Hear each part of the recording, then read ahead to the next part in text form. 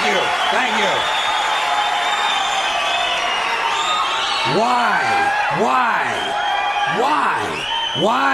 Why is it that most of the people who are against abortion are people you wouldn't want to fuck in the first place, huh?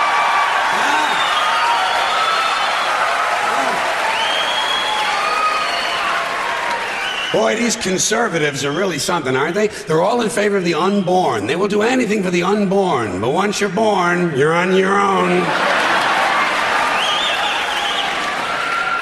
Pro-life conservatives are obsessed with the fetus from conception to 9 months. After that, they don't want to know about you. They don't want to hear from you. No, nothing. No neonatal care, no daycare, no Head Start, no school lunch, no food stamps, no welfare, no nothing. If you're pre-born, you're fine. If you're preschool, you're fucked. You're fucked.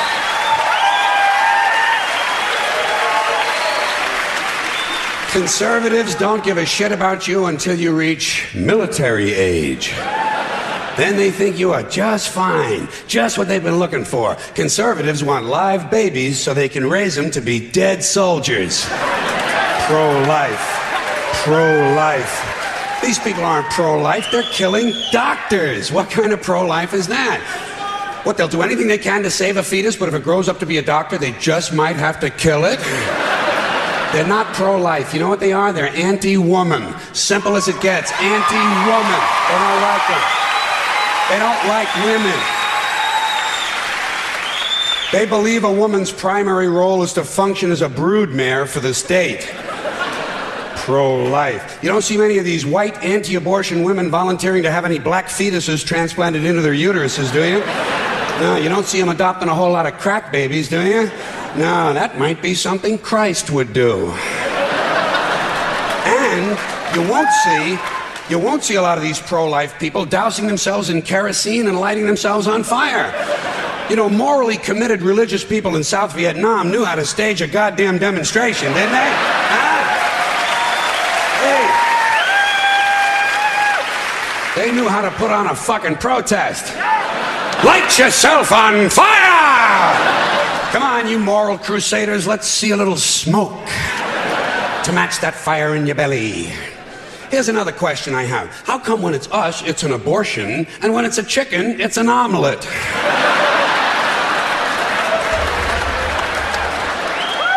Hey.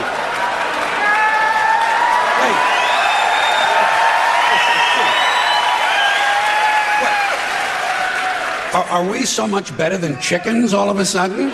When did this happen, that we passed chickens in goodness? Name 6 ways we're better than chickens. See, nobody can do it. You know why? Because chickens are decent people. You don't see chickens hanging around in drug gangs, do you? You don't see a chicken strapping some guy to a chair and hooking up his nuts to a car battery, do you? When's the last chicken you heard about came home from work and beat the shit out of his hen, huh? Doesn't happen, because chickens are decent people. But let's get back to this abortion shit. Now, is a fetus a human being? This seems to be the central question. Well, if a fetus is a human being, how come the census doesn't count them? If a fetus is a human being, how come when there's a miscarriage, they don't have a funeral? If a fetus is a human being, how come people say we have 2 children and 1 on the way, instead of saying we have 3 children?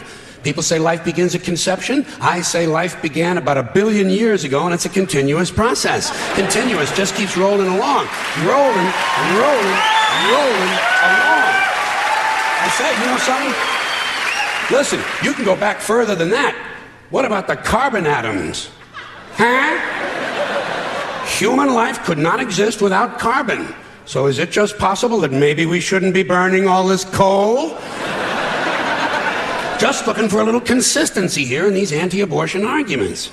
See, the really hardcore people will tell you life begins at fertilization. Fertilization when the sperm fertilizes the egg, which is usually a few moments after the man says, gee, honey, I was going to pull out, but the phone rang and it startled me.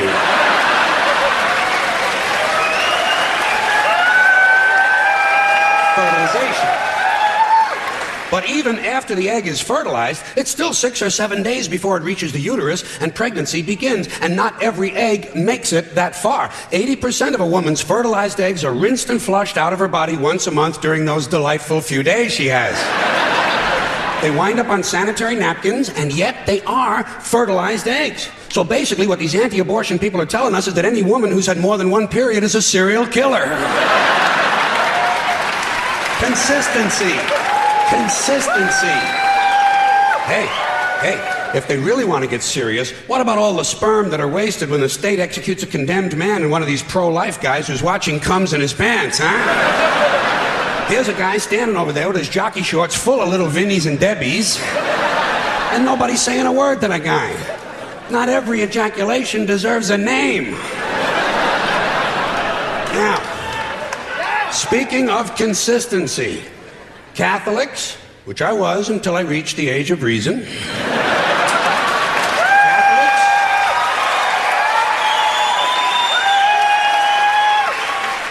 Catholics and other Christians are against abortions, and they're against homosexuals.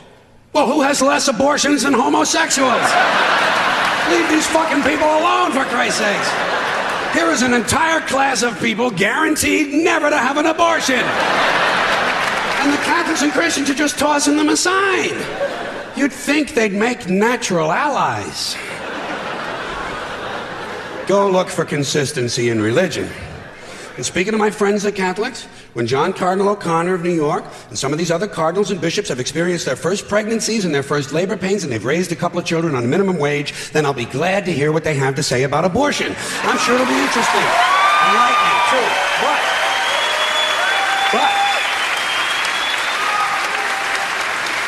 But in the meantime, what they ought to be doing is telling these priests who took a vow of chastity to keep their hands off the altar boys. Keep your hands to yourself, Father.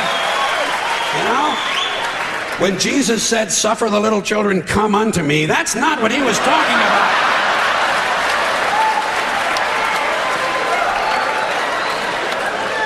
So you know what I tell these anti-abortion people? I say, hey, if you think a fetus is more important than a woman, try getting a fetus to wash the shit stains out of your underwear. For no pay and no pension. I tell them, think of an abortion as term limits. That's all it is. Biological term limits. But you know, the longer you listen to this abortion debate, the more you hear this phrase, sanctity of life. You've heard that, sanctity of life. You believe in it? Personally, I think it's a bunch of shit. Well, I mean, life is sacred? Who said so? God? Hey, if you read history, you realize that God is one of the leading causes of death. Has been for thousands of years.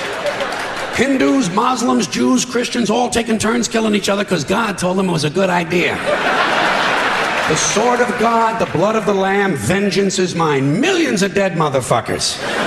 Millions of dead motherfuckers, all because they gave the wrong answer to the God question. You believe in God? No. Dead. You believe in God? Yes. You believe in my God? No. Dead. My God has a bigger dick than your God.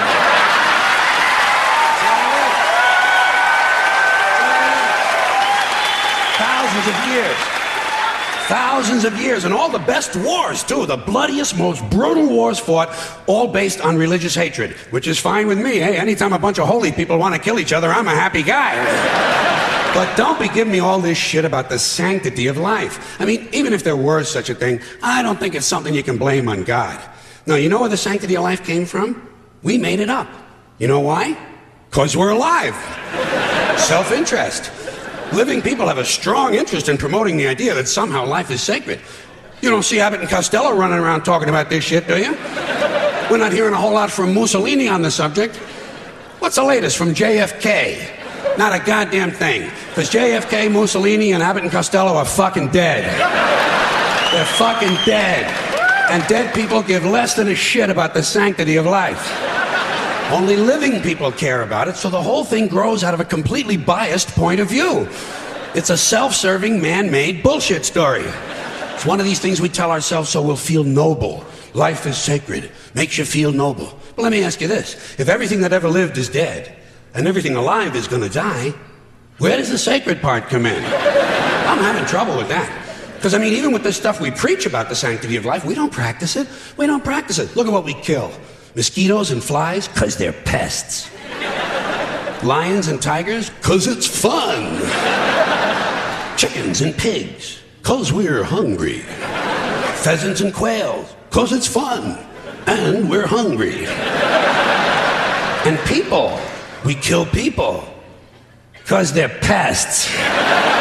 And it's fun.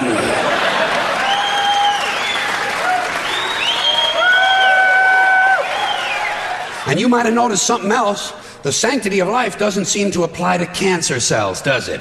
You rarely see a bumper sticker that says, "Save the tumors," or "I break for advanced melanoma." Viruses, mold, mildew, maggots, fungus, weeds, E. coli bacteria, the crabs. Nothing sacred about those things. So at best, the sanctity of life is kind of a selective thing. We get to choose which forms of life we feel are sacred, and we get to kill the rest. Pretty neat deal, huh? You know how we got it? We made the whole fucking thing up!